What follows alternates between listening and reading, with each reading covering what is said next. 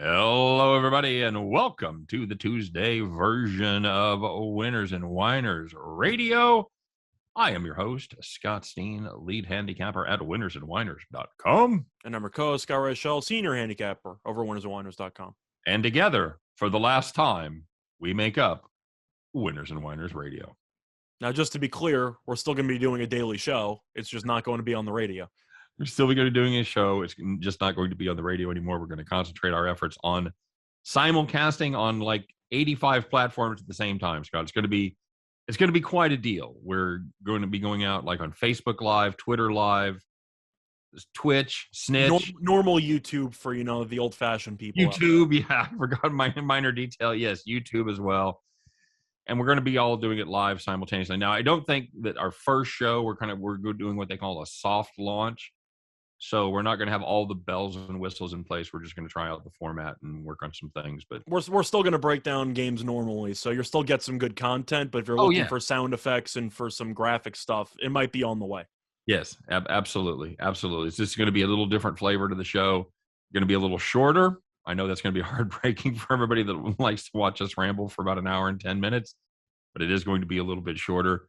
A little more game-centric, Scott. We're going to be just working on more handicapping stuff, not as many bells and whistles, but we're going to have some cool graphics, and we're going to be able to do some clips and all kinds of shit like that. We can say shit, by the way, so that's yes, fun. We can. So anyway, how'd your day go? Not too well. Had the Bills, which sure. Unfortunately, they scored 31 points. Could have probably scored 50 if they didn't have any mistakes at all, but that didn't work out. I also lost in fantasy by 0.8 because Julio caught a 40-yard pass that ricocheted off somebody's helmet. I said I needed a Julio injury. He got injured on the pass that beat me. After the 40-yarder. No, he had the 40-yarder, then he caught another one for like 5-6 yards in the fourth quarter. Got injured on that catch, was ruled out for the game, but I lost on the catch that he got injured on. Well, there you go. That's a heartbreaking development, and I, for one, love to hear about your fantasy exploits on Tuesday. All good. I love. I got lucky last week as Andrews put up 49, whatever the hell he put up. So It's fine. I had the second lowest points in the league this week. So the fact that I was even in the running was a lucky draw on my part. Right. Whatever. It is what it is. How'd your day go? You know what? It was awful. It was pretty much an awful weekend. Awful NFL for sure. Little below average college, and that was the highlight. It was brutal NFL day, brutal Monday. I got nothing good to say. That's all I have to say about that. I had the Bills first half minus 3.5. Thanks for the interception. Field goals in the red zone. Field goals. I have so many things to say about this fucking game. So thanks for that. And then we had Bills full game, just like you did, -6. That was a premium play. Well, it wasn't a total loss because we did win one play that had, but we'll get into that a little bit later. Yeah, and then we had Astros team total over 4.5. Scott, 9 straight games. They'd scored 5 runs or better and went out and pretty much shit the bed. Decided to get fancy and didn't take the full game over. Just like, you know what? Maybe Astros pitching might be pretty good. Shut down Boston. Blah, blah, blah, blah, blah. Yeah, none of that. So awful. Ready to put in my rearview mirror, call it a day, and move on to week 7 in the NFL, week 8 in college. I'm done with it, buddy. And do we have midweek Maction yet, or is that still on the way? I'm waiting for it. I just want it. Usually around the first week in November. I just want to see Akron play on television. Who doesn't? That's really the dream, isn't it? It really, really is. But I'm just, but we do have a great college football game on Wednesday night. Would have been a hell of a lot better had Appalachian State not played their last game. But that's going to be a good one. Coastal and Appalachian State. Yeah, that's a fun one. You ready for that? Yeah, of course. Anytime you have an undefeated Group of 5 school that we've raved about in the past on TV for the world to see, I'm happy about it. But I think the game will be close. We'll talk about that in about a day. About a day. That's absolutely right. For the record, Scott, Tuesday, November 2nd. Circle your calendar. That is Maction Day, buddy. It kicks off with a triple header. Oh, God. Miami and Ohio, Ball State and Akron. and Eastern Michigan at Toledo. I'm just going to spoil it now. I'm laying whatever the hell Ball State's laying. I can smell the disappointment from here. Toledo. Oh, all that disappointment. What the hell? You know, I got one of those random calls. You ever get random calls on your phone that you just don't answer? You mean the potential spam ones? It's always spam. It's always because I have a Parent Plus loan for my kids' college. It's always like something about refinancing my student loan debt, or I'm always getting some shit for homeowners, even though I don't own a home anymore. But so I see a call from Toledo coming in, and the first thing I want to do is just pick up the phone and go, "What the fuck is wrong with the Rockets? Why can't they cover? Why can't they win? We thought they were going to be good. God damn you!" They have no quarterback. But I didn't. They use Finn, who can't throw the damn ball. I don't really know what the hell they're doing over there. What happened to their quarterback situation, Scott? Well, they originally had Carter Bradley, and they ended up switching over to Finn, and Finn can't throw. He's just bad. By the way, pretty much the story. It's bargain time in the MAC. We talk about ticket prices a little bit. You want to go see Eastern Michigan, Toledo? Can I interest you? $9. However, you want to make a whole day of it? You want to go to Ohio and see Ohio and Miami of Ohio play? I just want to see Akron. That's really all I care about. Oh, Akron? That's the expensive one. Akron. This game is in Akron. $21. Well, you're facing off against the MAC champions. Yeah, the Balls. They travel well, apparently. I'm sure they do. So yeah, we got that to look forward to. Get psyched. So anyway, we got a full show today. Got a lot of stuff to get to. We're going to talk a little NBA. NBA action starting up on Wednesday night. Scott, you ready? Yeah, my team's actually playing, so I'm looking forward to it. Okay, very good. Well, most of your team is playing. So. Yeah, one of them's taking a hiatus, but everything else seems to be going pretty well. Going to be hanging out with Rolovich. Something like that. All right, buddy. Well, let's get to it. Let's find out who out there is not having the kind of, or is having the kind of day that we're having. Let's find out who took it in the shorts. Who thought you had a winner right up until the time you didn't? Scott, you know who you are. I'm not pointing any fingers, but let's find out who we need to call the cops on.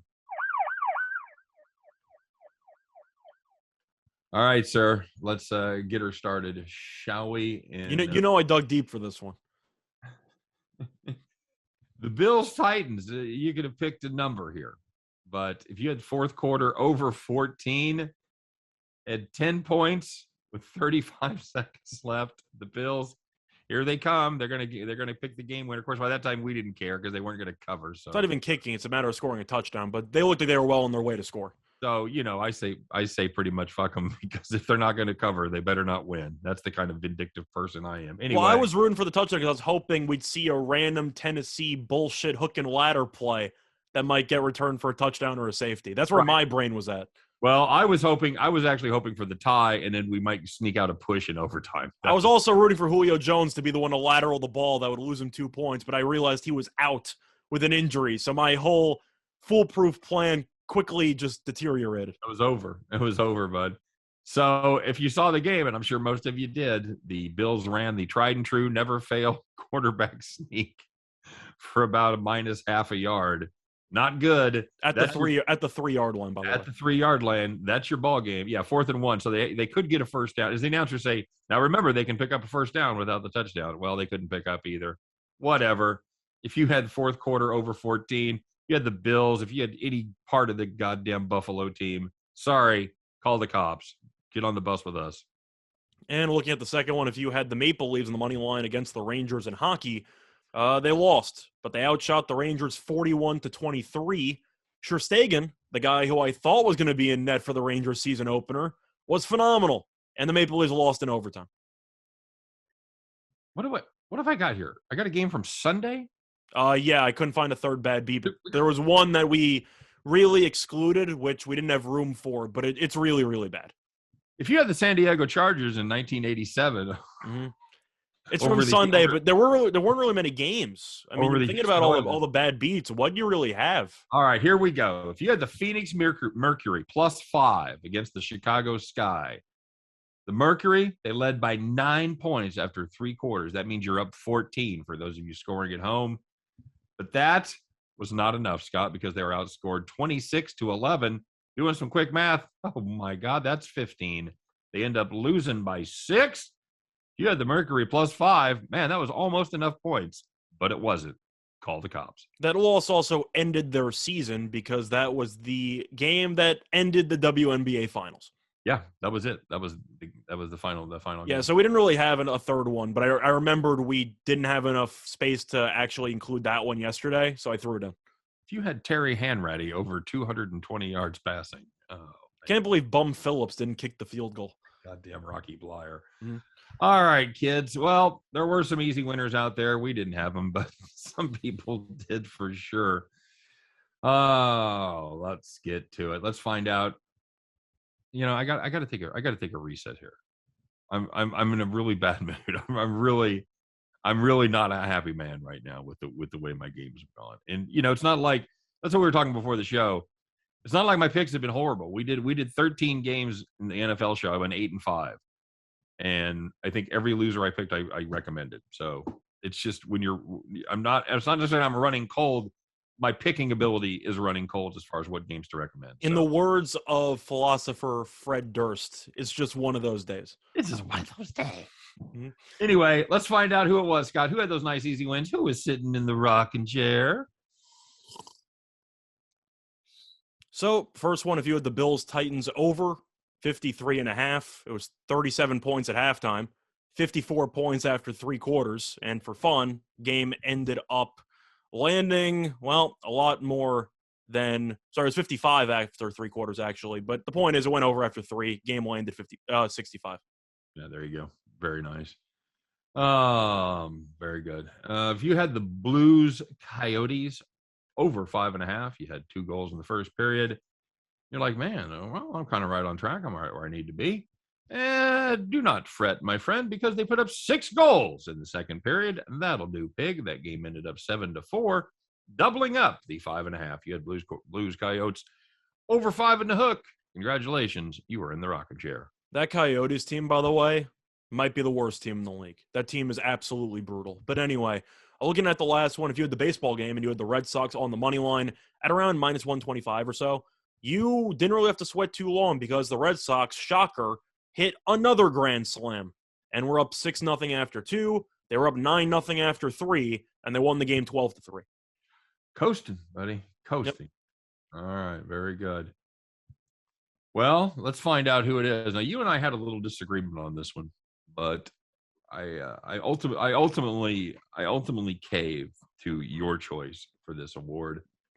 So we're going to do it. Let's find out who's going to wear the golden feed bag today, Scott. Who is your donkey of the day?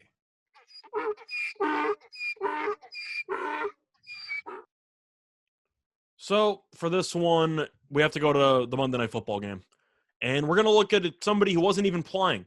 Nope. It was somebody in the booth. Yep. Because you know how much we love to roast primetime broadcasters on ESPN for Monday Night Football coverage.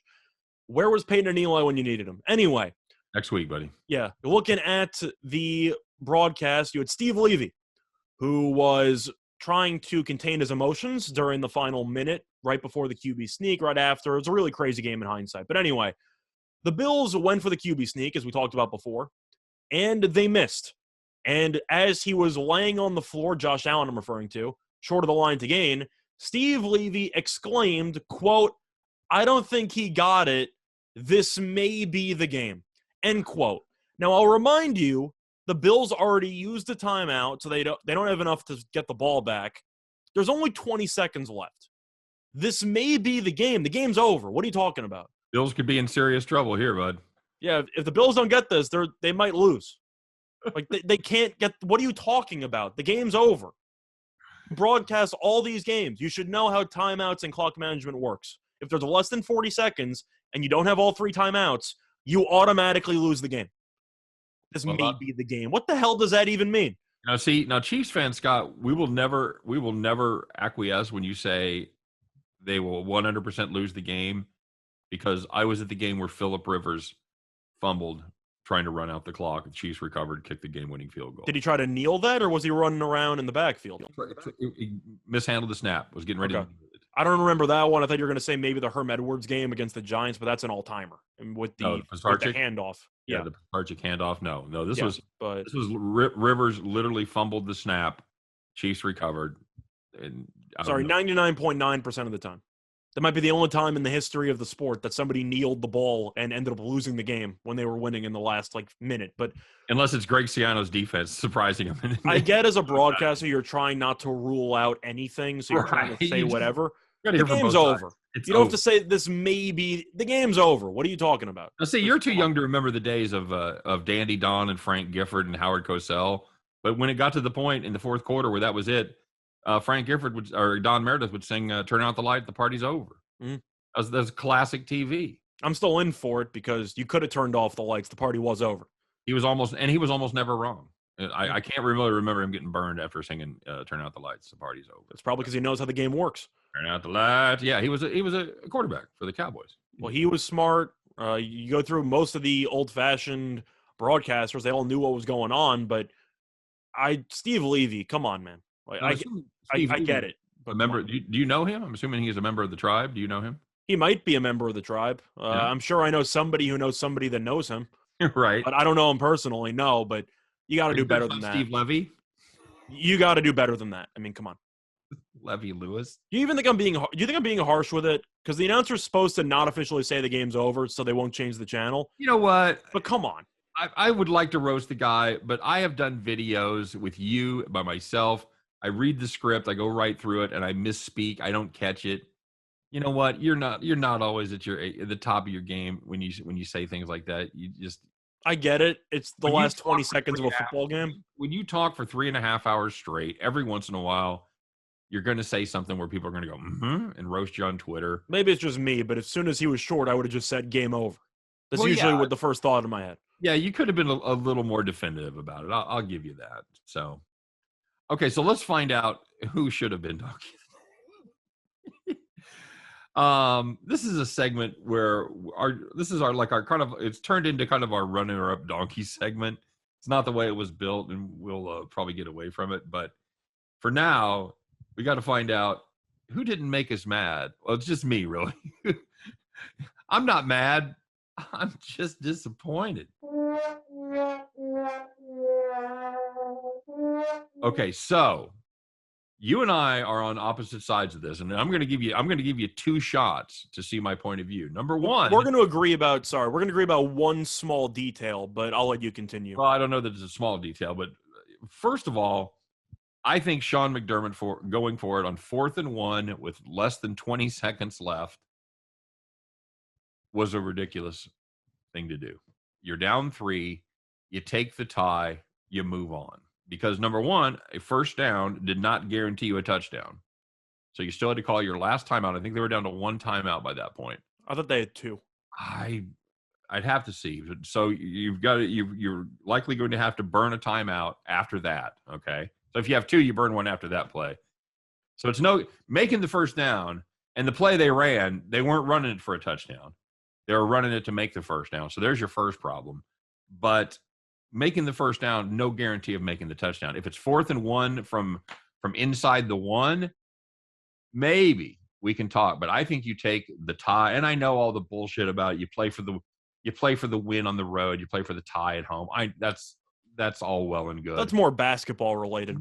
It's more baseball related than anything. But that's baseball. Yeah, you mean basketball? No, I don't mean basketball. It's about baseball. How are you going to play for the win on the road and not? What does that even mean? It was the way you in baseball. Yes, the way you hit and run, the way you would bun a man over. I would never have guessed that applied to baseball. I figured that was a basketball sign. That's where it came from. Really? That's news to me. I thought that was basketball because you just want to avoid overtime on the road. What do you do different? You go fucking score. No, you shoot a 3-pointer if you're down 2. Okay.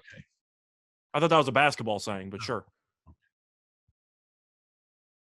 Is this the part where I kind of defend my stance? Not yet. Okay. Not yet. I checked the math. The Bills still had 2 timeouts. So 2 timeouts. All right, so they're going to burn 1 after that play. So that gives them 1 to call. So they got stuffed. All right, so there's your problem. Problem number 1, going for it in the first place. All right, you want to make the argument, blah, blah, blah. You go for it. Okay. Play called was a terrible, terrible play call. It was basically the same kind of delayed quarterback sneak. It's not going straight up the middle. It's not on the first sound like the Brady used to run where everybody just goes forward. He goes right over the center's ass. It's kind of a delayed off left guard, left tackle, kind of in the 3 hole there. If you ever played football, you're looking somewhere in the 3 to 5 hole range. That's where he's looking to stick the ball. They stuffed it in the third quarter at the other end. No luck whatsoever. So he runs the same damn play at the other end in the fourth quarter. And of course, it gets stuffed again. Shocker. Because why? Your offensive line didn't do the job 30 minutes ago, and it didn't do the job this time. If you're going to make a call like that, if you're going to put your ass on the line, do something creative. That's 2 reasons why Sean McDermott has made me very disappointed. Okay, so for me, I would have gone for it. Just conceptually, you have a 6'5" quarterback who weighs 240 pounds. I think usually you can pick up at least a yard. Now, somebody on Twitter did post the win probability when it came to going for it in comparison to the field goal. It is very close. I'll concede that point. But based on the percentages, the win probability for going for it is 48.9%, and the win probability for kicking is 47.5. So you gain 1.4% by going for it. It's very close, though, so you can make an argument. It can go either way. The main issue I had with the decision wasn't the play call. It wasn't the decision to go for it. It was not taking a timeout. I figured you're going basically no huddle for the entire drive. You're down to the most important play of the game. Allen just scrambled to the side. You scrambled to the line of scrimmage at the last minute. I would have burned a timeout. Get your team rested, get some water, maybe come up with a creative play, as you said. I think they would have snuck it anyway. But at least get your team a moment to reset instead of sprinting to the line disoriented and running a quick play while the clock is running. It's the second time in the game they did that, and they ended up shooting themselves in the foot. They try to go hurry up, keep the momentum going, and apparently the only team surprised is them. So that was the main issue. The main issue I had was not calling a timeout just to let your team get settled before the biggest play of the game. That was my main issue with it. I was fine with the overall play call. I was fine with the sneak. We couldn't tell if Allen slipped or if the left guard just got blown up so badly that it all happened simultaneously. The execution was clearly flawed. I'm fine with running a QB sneak with one of the biggest quarterbacks in the league. I just think they should have burned a timeout before doing it. Well, I think, okay, for starters. So that's where I'll concede. I'll concede that McDermott could have run that better. We disagree about the decision. We disagree about the play call. But I do think after Allen just tried to leap over 3 guys, you might want to get him a breather. Okay. All right. Do you concede that point or whatever? That they should have called a timeout before making the wrong decision and calling a terrible play? Sure. Burn a fucking timeout. It didn't matter. I don't care. Okay. I'm saying that McDermott does deserve some fault for it, but I do side with him on the 2 points. You know what McDermott is saying? He's saying that I don't trust my defense. He shouldn't. They give up 30. What'd they give up? 34 points? They were the best scoring defense in the NFL coming into that game. Yeah, that's what I thought too. That's why I like the Bills. That's what I like. That's why I took the Bills. But damn it, man, that defense was awful. How do you not back the number 1 scoring team, number 1 scoring defense against a shitty team in the Tennessee Titans? I think a lot of it's game flow based. If your team already gave up 34 points, stats go out the window. Well, then I'm just saying you have no confidence in your defense. Did you? If you score a touchdown there, you basically win the game because the Titans have to go 75 yards in about 15 seconds. I'll tell you what it was like. It was like watching a Chiefs game. Okay. It was like watching a Chiefs game where you can't get any pressure on the quarterback. You can't get a stop to save your life. You can't get a stop to save your life. An inferior quarterback is just picking you apart. And Tannehill's numbers stunk in the end, but he did most of his stuff in the second half.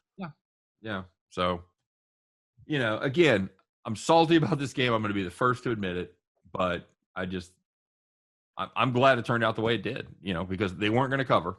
So for the Chiefs, for their good, glad to see the Bills take the L. That worked out well for me. It's a big win for the Titans. I'll give them credit for that. Big win for the Titans. They had to kind of keep track, keep pace of the Colts there. By the way, just to actually kind of tie this into, we were going to recap the game, but we're kind of doing that now based on how it worked itself out. It's a little bit of a hot take, but I got to ask this. Is Derrick Henry on pace to be the greatest running back of all time? Because it really hit me while I was watching the game and seeing that he had another 3 touchdowns. He's got 10 already. He's on pace for like 2,400 yards this year. The more you look at the stats, he might have the greatest prime of any running back I've ever seen. Yeah, it's It's still early, I know, and a lot of it's going to be longevity. He's going to have to keep That's it the up. thing. And I get that, but if we're talking about primes and on pace, he might be the most unstoppable running back I've ever seen. Yeah, I'll tell you who he reminds me of, and it is somebody that you wouldn't have seen. Jim Brown? Earl Campbell. Okay. I think he's faster than Campbell, but I see the point physically. He's not. That's the thing about Campbell. You don't think he's fast until he gets in open space like that, and he would leave guys behind. I'm just saying that Henry's 75-yarder, he was the fastest ball carrier in the entire season up to this point. The fastest running back. So it's running back. It wasn't in general. No, that would make more sense because you have Tyreek and company with the ball, but still, I don't even know what you do. 1.8 miles an hour top speed. People expected him to wear down. They gave him the contract. You give him the ball 300, 400 times a year, including the playoffs. Yep. It doesn't even matter. He just kills people. Yep. And he obviously, although he broke that one in the first quarter. And see, that's the other thing, Scott. I mean, I know you can't really take that run away because that's part of the game. But yards per carry, besides that, he wasn't outstanding in this game. 4 yards a carry. So I get it. I think we could just agree, though. About a home run hitter like that, you've got to stop him. You've got to stop him 20 times, not 19, and that's exactly how many times they stopped him. They stopped him 19 times. You look at the red zone. You just look at how he wears people down as the game progresses. And it sounds extremely hot because people defend Walter Payton, they'll defend Barry Sanders and company like that. But Derrick Henry might be the most unstoppable running back in NFL history because I really don't know what you're supposed to do for an entire game. He's just going to kill you. Well, you get one more stop, or one comparison, by the way, I would make is OJ. Didn't have the power of Derrick Henry. Okay. But I think you can look at the size and the underrated speed and make an OJ comparison. Yeah. And OJ also had a better line. I think OJ had the greatest season of all time. I know you can talk about Danian Tomlinson, but he rushed for 2,000 yards in 14 games. That's the greatest running back season of all time. Yeah, well, he had such a good offensive line with Reggie McKenzie and the Electric Company, and he had a much better line than Derrick Henry runs behind. So, yeah, I would say Derrick Henry's certainly the best back of the 21st century. I'm just bringing it up because a lot of people are talking about how great he is. It's historic, and if he goes for 2,000 in back-to-back years, he might already have a claim. Yeah, well, again, you can't claim all-timer until you have the longevity. And no, I agree. I'm not saying I pencil him in number one right now, but I do think there needs to be some start of a conversation brewing. Yeah, I'll go along with that. So let's talk a little bit about a couple of decisions that were made. Well, for starters, and again, I don't want to be overly salty here, but they seemed a little inconsistent on their holding calls, Scott. Because on the Derrick Henry run, if you look at if you go back and you look at that run, it was on the left side. He grabbed him. It was on the right. It was on the right side. On the right side. Okay. It was the who the hell is with all the new numbers? I don't know the new. Either way, somebody held somebody. It was 15. Okay. 15 was the player, and is that the Westbrook guy? Is it the one with the hyphen name? Yeah. I think that's exactly who that is. So yeah, it's a Westbrook Icon. Okay. So he absolutely had him locked up, keeping him. That was right where Henry ran past there. So no call. You say, well, you can call holding on every play. Okay, fair enough. So we don't call holding there. You let Henry run wild. However, back down to the other end, Bills, nice play, touchdown. Oh, sorry, going to be holding. So seemed a little inconsistent. Seemed very, very similar type of situations. Wide receiver holding, got his hand up. He's got the jersey. He's got the jersey right by the neck. So that, they're going to call it. They're going to call it almost every time. Didn't call it there, and that was because it cost the Bills 4 points. It cost them a field goal instead of a touchdown. So that's an 11-point swing right there. That's a brutal swing right there. And it can't. Again, I'm a little reticent to blame it on the officials as badly as the Buffalo defense ended up playing. That certainly didn't help, and it hurt. That changed the entire complexion of the game because Tennessee had done nothing up until that point.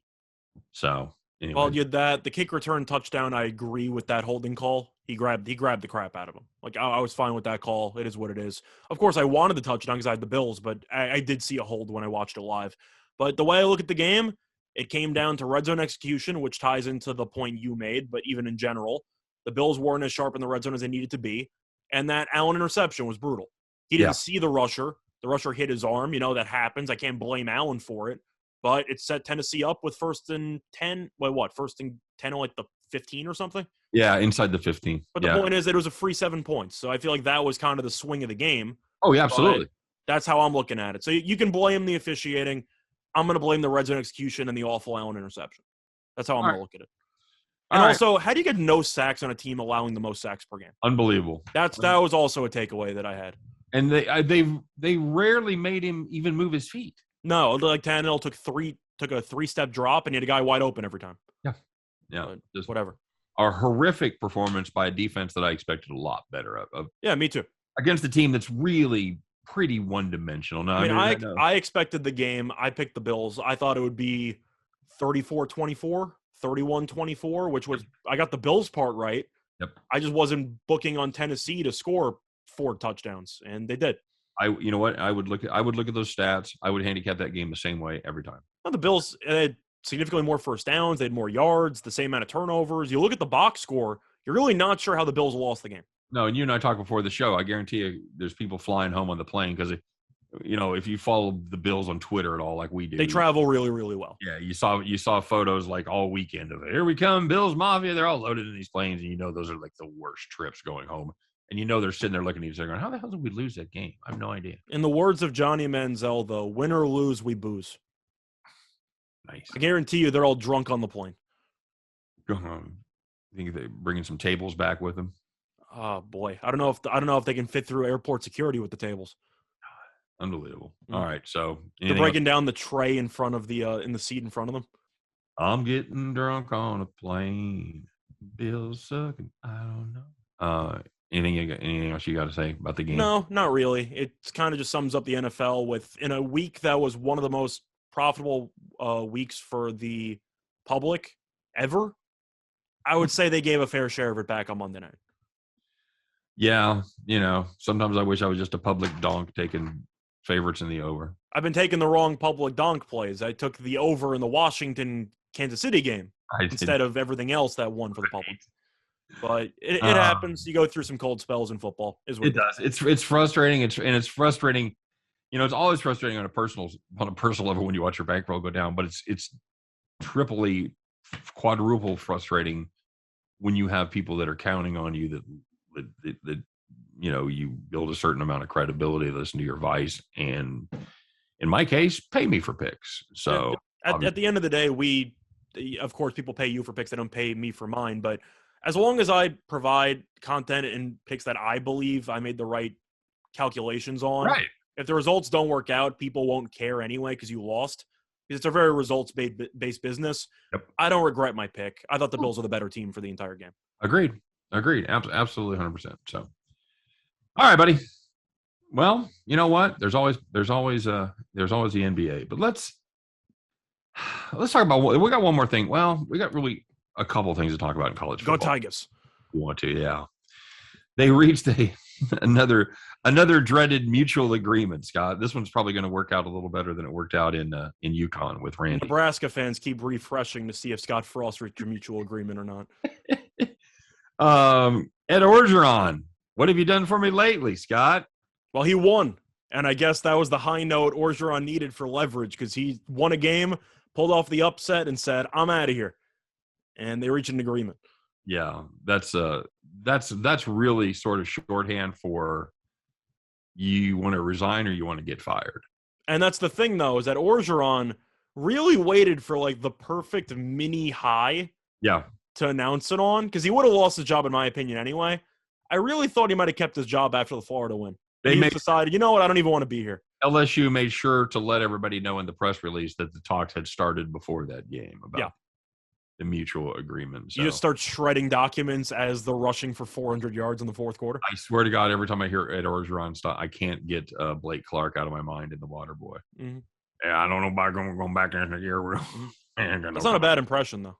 It's him, man. It's absolutely who it is. So, of course, Scott, this is a betting show. We can gamble on it. And there's odds. There's odds, buddy, on who's going to be the next LSU coach. I don't see Les Miles on the list. I'm shocked. I think Les Miles – I'll tell you what, Lawrence, Kansas is where coaches go to die. You never hear another word. Mark Mangino, nope, never heard of him. Do you think LSU would actually take Les Miles back if he got an interview? He's got KU stink on him. You just think 0%? What's less than? I agree. I don't think he'd have a shot either, but that's a fun name to throw in the ring. He's got the stench of Lawrence on him. That's never coming out. His career's dead. Charlie Weiss's career's dead. We'll see if Leopold survives. Let's put it that way. The Nebraska running back they brought in from Turner Gill, the quarterback they brought in from Buffalo. He's done. You never hear him again. These guys, KU, don't go there. It's eek. Your career's dead now. Who do you like, buddy? A lot of talk about Jimbo Fisher. I feel like a lot of that is just kind of media driven. You know, they had the same AD that hired him in A&M, and they're excited because he doesn't have a buyout on his contract. He can get out of it anytime he wants to. But when you look at the betting odds, Jimbo Fisher plus 750. You think Fisher's going to leave about 2-3 weeks after he beat Bama? Well, see, that's the other question I was going to ask you because, you know, most of the coaches on this list going to LSU would be an upgrade. Is A&M an upgrade? Leaving A&M for LSU an upgrade at this point? Well, we talked about this before we went on air, but I'll reiterate some of my points. LSU was always viewed as the number 2 job in the SEC behind Bama because Saban got there. They've been dominant ever since. No, they were at best. They were. I mean, I'm saying when they had Les Miles, like that was the peak of the program from 10, 15 years ago. Yeah, for a season or two, it was the number 2 job. I would say from that point forward, though, boosters and company always viewed LSU as the second team in the SEC behind Bama, whether that's right or wrong. Yeah, well, Auburn. So let's put it that way. Conversation. So that's the expectations. Now, realistically, as of right now, Bama's clear number 1 because duh. Georgia's clear number 2, duh. I think A&M's 3 because A&M's been a top 10 team under Jimbo. They've done well. And you're looking at LSU. They did win a title a couple of years ago. But I kind of view LSU being comparable to Auburn, where they're a pretty good SEC team, usually around 8 wins. And they're never really competing for any playoff spot or anything like that, usually. I know the Burrow thing, I think we'd agree is an outlier. Would we agree that that's an outlier season? I know you would like to hire the guy that actually won the national championship at LSU, wouldn't you?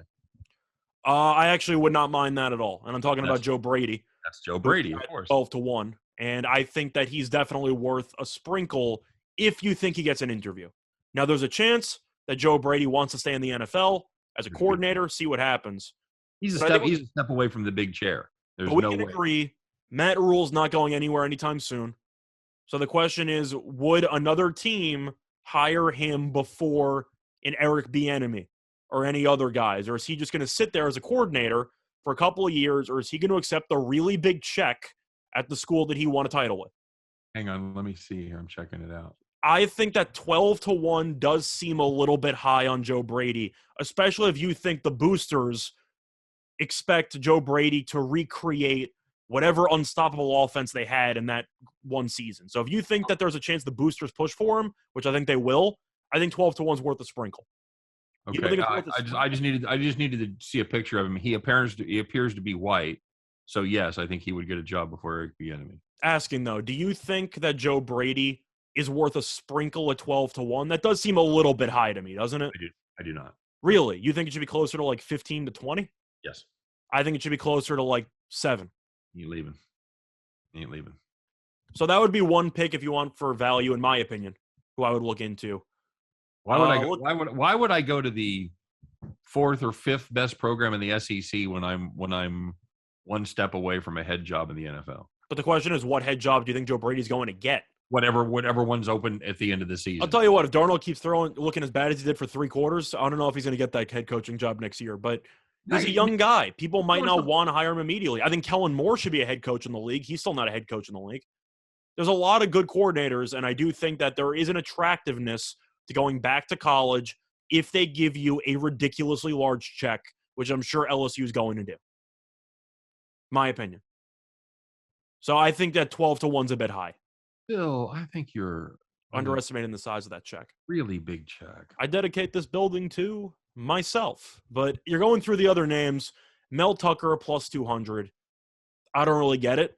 I know he's done really well at Michigan State. The team's undefeated. Yep. He's been there for 1-2 years? It's a little bit premature, doesn't it seem that way? Yeah, but if they want him, I mean, he just kind of seemed like the flavor of the week. I guess, but I also want to wait and see how Michigan State's season wraps up because they almost lost to Indiana last week. But I do think plus 200 is way too low for Mel Tucker just because he just got to Michigan State. I'm not sure if he's going to jump ship again. Kiffin's the entertaining one, but that's my play. That's my play at plus 5. I think Kiffin's an entertaining guy. I know you could think that he's a little bit scummy and you could think that he kind of destroys programs after he leaves. I think he's just fun. And LSU will score a bunch of points. Some people the crowd's going to program destroyer. I call him fun. You know the media is going to love him though. Like he would do really well in a football college like that. He's done well at Ole Miss. Fans love him. You and I agree on maybe who the coach should be, but we disagree on whether he has a shot, and that's Billy Napier from the Région Cajun of Louisiana, or Louisiana Lafayette if you prefer. He is plus 750. You think that's a good investment, right? I think it makes sense because he, of course, has been in the area. He's been extremely successful at Louisiana, formerly Lafayette, but I don't even know if they're still Lafayette or not. Nobody really knows. But anyway, the question is, will the booster support him? Because with LSU, you need to make a splash higher usually. Then again, Florida State, we thought the same thing, and they signed the coach from Memphis. So I don't really know what the story is with some of these programs, but I do think since Napier has had success in the area, in the state, I do think he'd be on the short list for interviews. And I think he'd 100% take it if he got offered. Oh, I agree with that, sure. We're talking about Jimbo and how he might not take it. Kiffin, I think, would, but is there a chance Kiffin would stay at Ole Miss? Maybe, if he really likes it there. I don't know. How long is Corral a senior? That's a great question.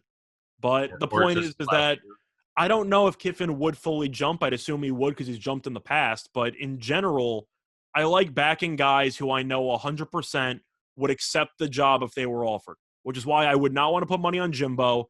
I wouldn't put money on Urban Meyer. I wouldn't put money on any of these guys who either A, currently have jobs, or B, have jobs that might be better than this job. And Napier 100% of the time would take this job.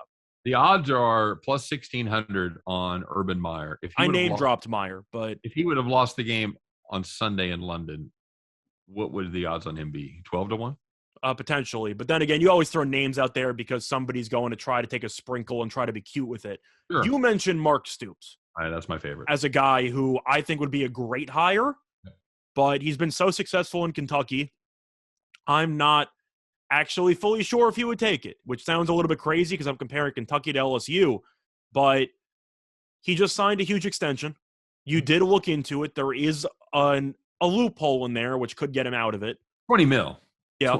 20 mil as of December 1st of this year. It'll cost 19.9 to buy him out of that. I'm just saying I don't think he's as slam dunk available as you might think he might be because Kentucky's kind of growing something there, and I'm not really sure what LSU is right now. But that might be a little bit of a cold take in my opinion, but it's a little bit, or maybe a hot take in this case. But still, I'm not really interested. Do you think Bob Stoops has a shot, or do you think he's been out of the game too long? They wouldn't even bother.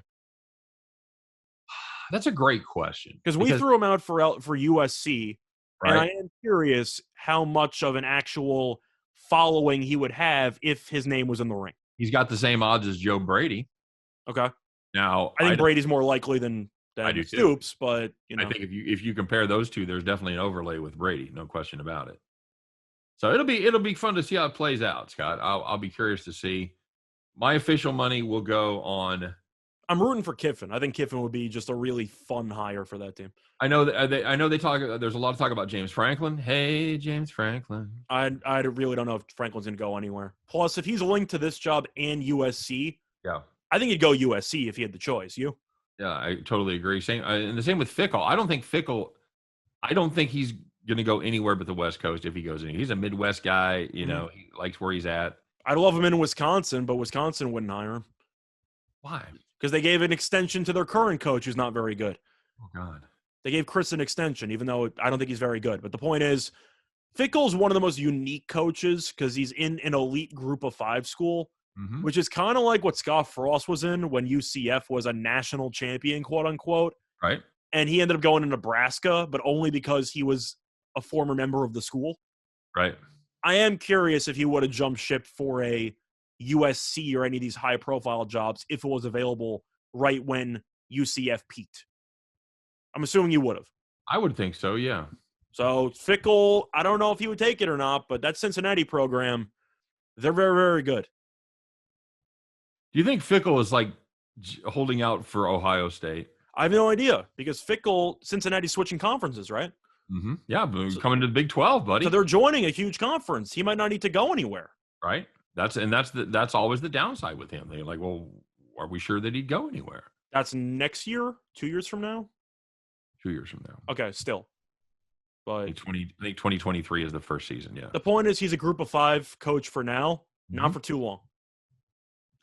Yeah, one way or the other. Even if he stays put, he's not going to be a group of 5 coach. But if you want my thoughts on the what I'd bet, I put a sprinkle on Joe Brady because I do think those lines will drop at some point.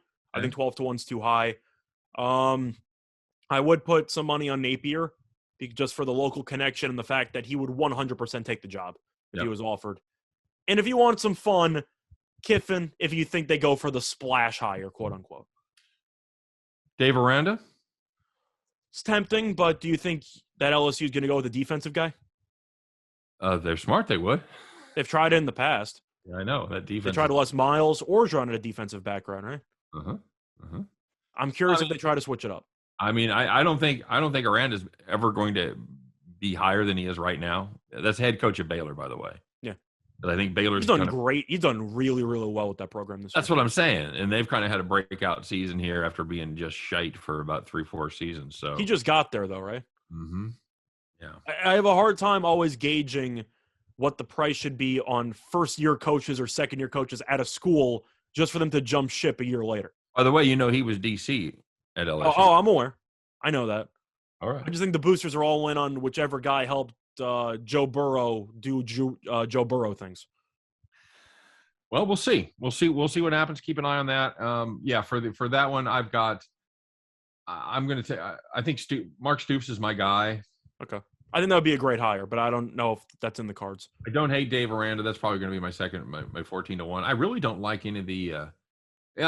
Lane Kiffin would be my favorite. I think Kiffin's just a fun option, but I don't know if he would jump for Mississippi. No, that is the question. All right, there you go. So Scott, we got the NBA starting up. We talked about it a little bit there. We kind of give basketball short shrift during football season, but as far as the division champions go, real quick, let's run through them. Scott, you got the Nets and Sixers there in the Atlantic. Nets are prohibitive favorites, -225. Sixers +400.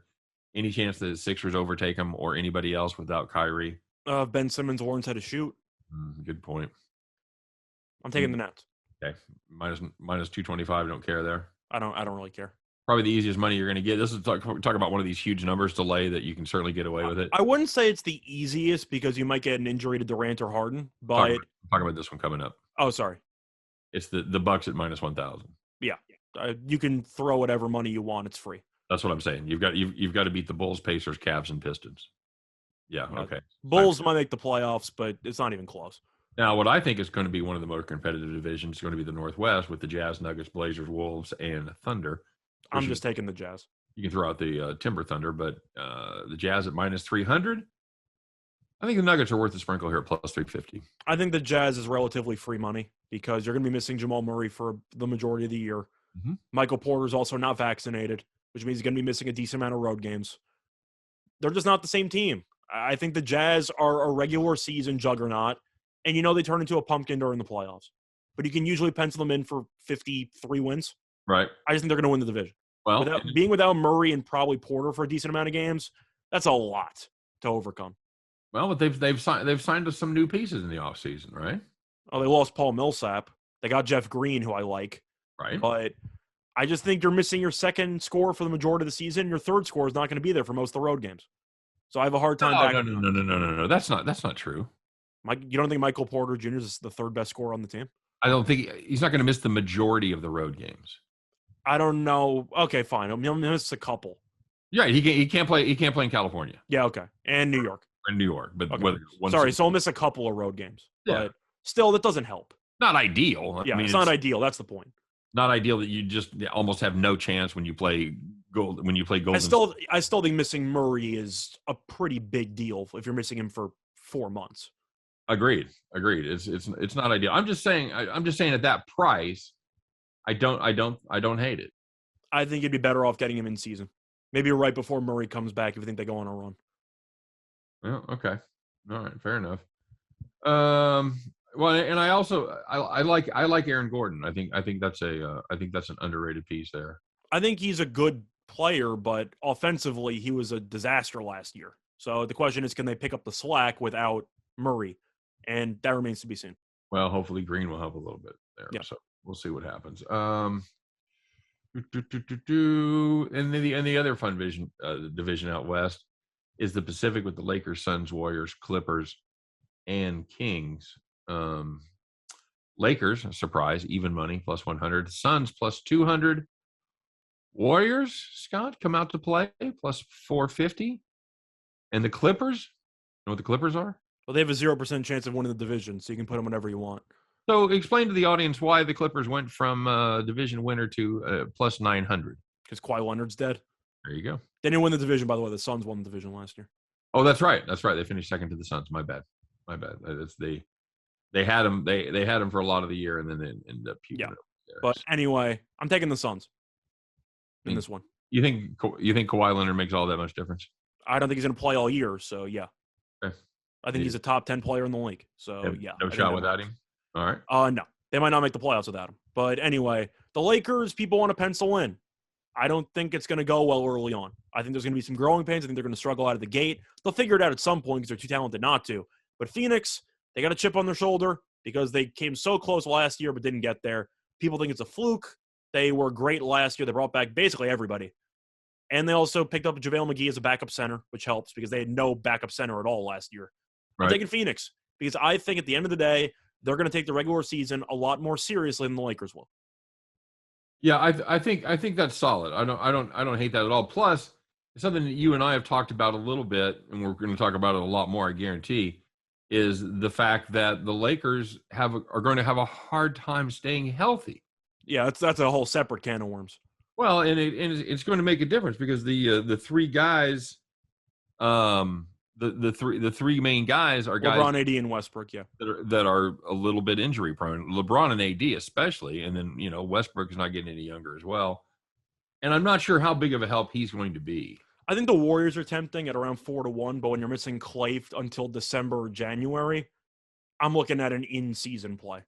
Yeah, I was just gonna mention that. I might probably be more excited about taking them to make the playoffs at around even money or whatever. Are the Warriors even money to make the playoffs? I'm speculating. You think they're worse than that?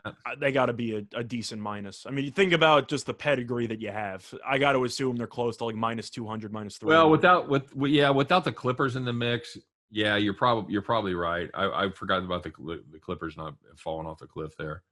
So Warriors are minus 600 to make the playoffs. To make the playoffs? Yeah, that seems a little bit high because you have a play-in situation. Yeah, that's ridiculous. So that's actually a potential no. If you think they're in the play-in game, which they might be, 600 is too high. Because that does not count the play-in game, right? No, that's actually to make the final 8. Yeah, no, that's okay. That's a ridiculous price. No, I liked them. I thought it was going to be between. I thought my price was reasonable, like $250. I still think that's high, but yeah, okay. Yeah, so I think so. You're telling me there's minus 600 to make the playoffs, but plus 450 to win the division? Yes. That doesn't make any sense to me. Well, it does if you think they can get a spot somewhere between, just record-wise if they're really, really good. But you're going to have the Lakers and the Suns. There's a lot of good records in that division. I don't think the Clippers are going to stink, but I think they'll be around 500. Yeah. Well, of course, and in the Southwest, you got the Mavs as well, let's talk about the Southeast with the Heat and the Hawks, because you can actually get plus money on the Hawks right now, Scott. You have any interest in that? Plus 150. Yeah, you have to be somewhat tempted because, of course, of the run they made. I'm taking the Heat. I love everything they did during the offseason. Yeah, I think that getting Kyle Lowry's huge.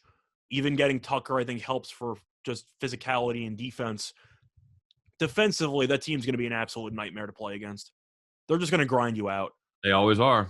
They are just brutal as far as the defensive end goes. And in the Southwest, you've got Dallas minus 220, Grizz, Pelicans, Spurs, and Rockets. Well, toss 3 of those teams in the garbage. It's a 2-team race. Yeah, it really is. I have some interest in the Grizzlies at plus 450. I do too. Now, I'm a little bit concerned about Dylan Brooks' injury because he's going to be out for a couple of weeks. Right. I'm not a fan of the Jason Kidd hire. I don't think he's a great coach. I think Porzingis will get injured at some point.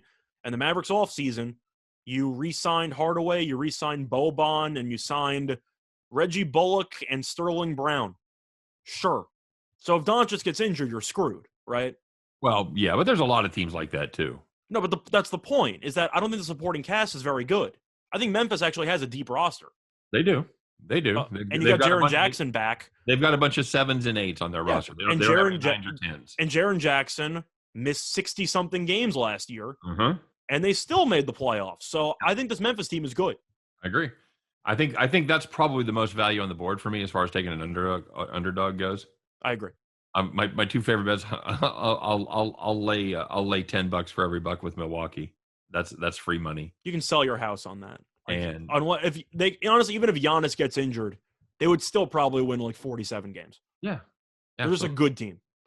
And then Memphis at plus 450, probably my favorite underdog play. Okay, bud. Hey, let's get to it, man. Holy mackerel, we just yak it. We spent a half an hour being pissed off about the. My favorite underdog plays the Suns, by the way. The Suns is an underdog. That's good. Just not a ton of value there at plus 200, but I'd maybe gamble Lakers getting off to a good start. I'll gamble on the Lakers in the playoffs, not in the regular season.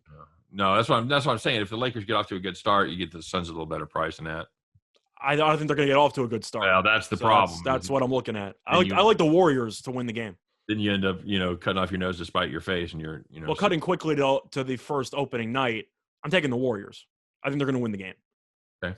But I like the under in that one. Lakers team total also, and I like the Nets. I know the Nets don't have Kyrie. The Bucks are missing a bunch of bench guys. No DiVincenzo, no Bobby Portis. So I do think the bench is compromised. You believe in championship hangovers? No. You don't? I do a little bit. I believe every team comes gunning for you. I believe in that more. I think the Nets of all teams would be gunning for them because they know if Harden was fully healthy in that series, they probably would have won. But at the end of the day, I think the Nets are too deep from top to bottom. The Bucks, bench-wise, they also lost P.J. Tucker, so defensively, who's going to guard Durant? You don't really have anybody. Right. He might go for 40, and it wouldn't surprise anyone. I'm taking the Nets. Okay. You? Haven't looked at it yet. Okay. Well, I'm telling you to look at it now. I'm not going to. Okay, fair enough. We're going to talk about the at the farm. Well, that's why I was going through basketball, because I know that we were saving our other thoughts for the farm play. Well, we do have a non-farm play baseball game to talk about. Yes, we do, but I wasn't sure if there were lines out on that yet. Just came out as we were doing the show. It is going to be Greinke against Pivetta. I see minus 130 for Boston. Minus 130 and 10 is the total. They finally figured out that total shit, haven't they? Well, kind of. It might still go over. We'll get back to you on that one. Yeah, they've I don't know if they just lost all confidence in Greinke at this point. Yeah. I mean, obviously they're starting him, so they haven't lost all confidence. But they've been really reluctant to do that. They were kind of. Well, I can't say that's because they still have confidence. They just had to burn the entire bullpen yesterday because Urquidy got shelled. Yeah. Well, they didn't exactly put the A list in there either, though. True. So that's to me, I just are gonna play the over here. I'm looking at Boston team total over. I'm gonna get cute with it. Greinke's been terrible. That's so jumped up and bit me yesterday. But I said I thought Boston would win yesterday. I just seemed like a good spot. I questioned the price, but I thought they'd win the game anyway. Yep. I didn't think they'd win by 9 runs, but it worked out. But quick reminder: Greinke's given up 18 earned runs in his last 13 innings. He's made an appearance once in the playoffs, 1 inning, 2 hits, and no runs against the White Sox. But they got 2 hits, so they had guys on base. Boston's mashing the ball. Greinke with the Green Monster and all in this ballpark with his current form, don't you assume Boston just has 6 by the 5th inning?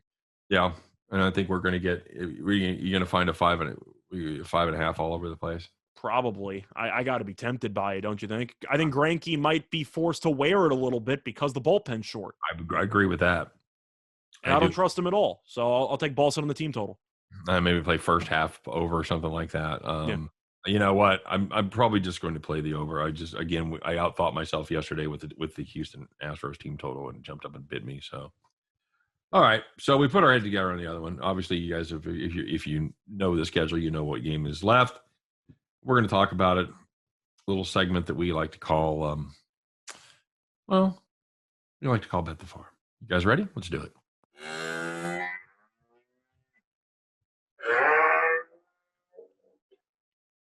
Now, Scott, we did mention that although you and I didn't do well on the rest of our picks, we were able to do okie dokie as far as this play goes. How'd we end up doing, bud?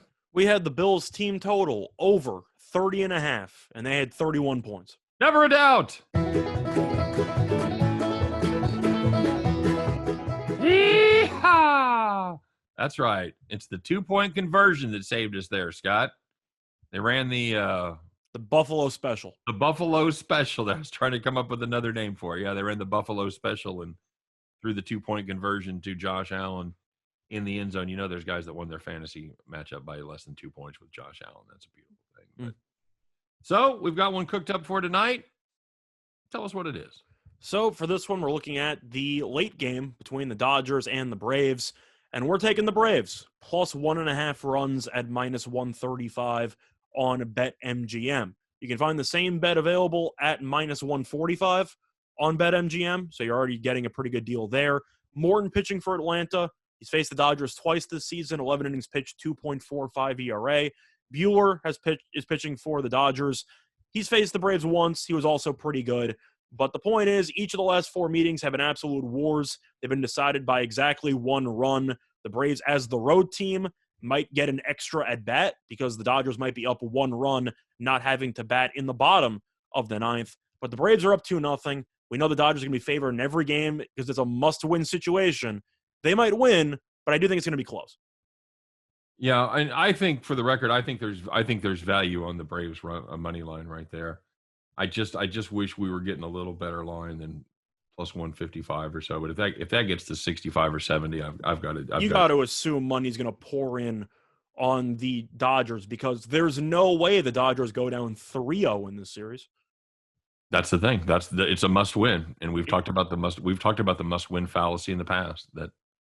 That's not a thing. Yep. So, and you're absolutely getting a value there. So we're going to take the value on the other side. We are going to take that 1.5 runs. I think that's going to come in very, very handy in this one. So that's going to be our Bet the Farm play. It's going to be the Atlanta Braves on the reverse run line plus 1.5 at minus 135. Again, a little more juice than we usually like to lay, but in this situation, that's the play right there. So That's going to do it for Bet the Farm, and that's going to do it. We're going to put the wrap on it, Scott, for this edition and all editions of Winners and Winers Radio. For myself, for Scott Reichel, for all of us over here at Winners and Winers, we appreciate you guys checking us out every day. We know we've had a lot of regulars out there. We appreciate the comments every day, a lot of kind words about the show. We always appreciate that. We always read every comment. So thanks very much for watching. Thanks for listening. And come see us on Wednesday at 3 p.m. Eastern, 2 p.m. Central for the premiere edition of Heading Back to the Window with Scott and Scott. Until then, you guys take care. Good luck on all your plays. Once again, thanks for being part of the show, and we'll see you next time. Bye-bye, everybody.